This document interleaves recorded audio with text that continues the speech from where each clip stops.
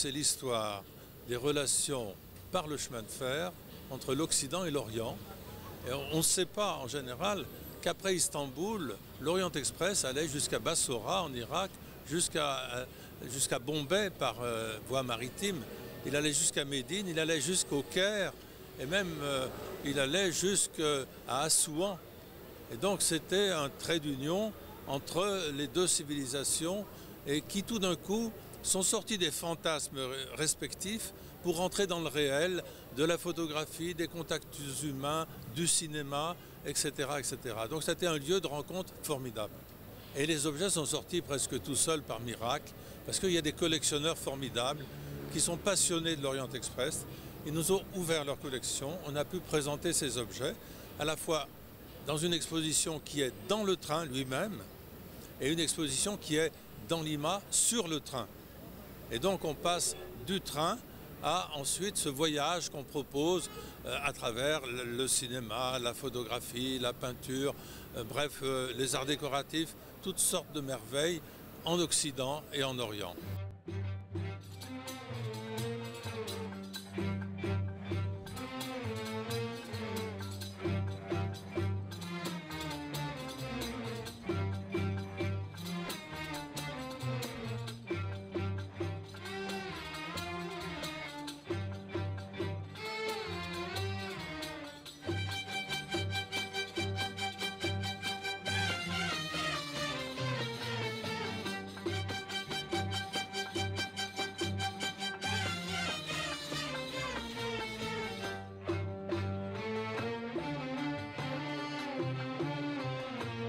Trouver l'exposition très vivante, d'abord parce que ils ont reconstitué le train et puis en même temps ils ont mêlé l'histoire de l'Orient Express. Donc on a l'impression, et puis les bruits, les sons, on a l'impression de faire le voyage en 1920.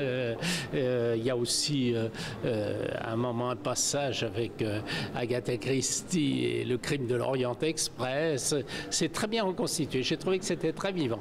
Ça nous fait faire un voyage absolument formidable, ça nous fait faire le tour de la Méditerranée, ça nous fait aller jusqu'au Caire en passant par Istanbul et bien des pays formidables. Je suis très content d'être dans cette exposition.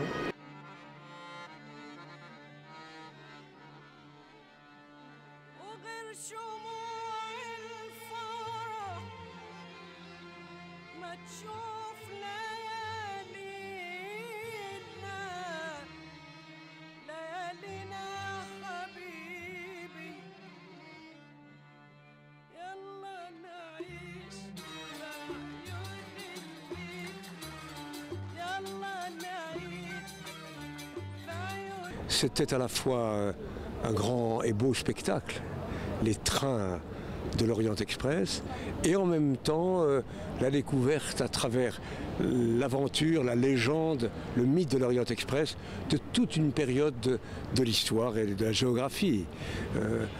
L'Empire austro-hongrois, l'Empire ottoman, la naissance du monde arabe, les entrechocs, les guerres aussi, le colonialisme, la libération des peuples. Bref, c'est toute notre histoire qui peut se lire à travers l'Orient Express. Donc c'est un beau rêve, c'est un grand rêve, mais en même temps, si vous voulez, je pense que le train a un avenir. On croit que l'avion a remplacé tous les modes de transport. Ce n'est pas certain. Et je vois que dans différents pays, notamment dans les pays arabes, on commence à imaginer un système de réseau ferré. Et le train peut être une source de rencontres, d'échanges, de développement économique, de plaisir aussi, de bonheur, de découverte des paysages, des personnages, de tranquillité parfois, lire tranquillement, confortablement installé. Donc le train, ce n'est pas seulement une histoire, c'est aussi un futur.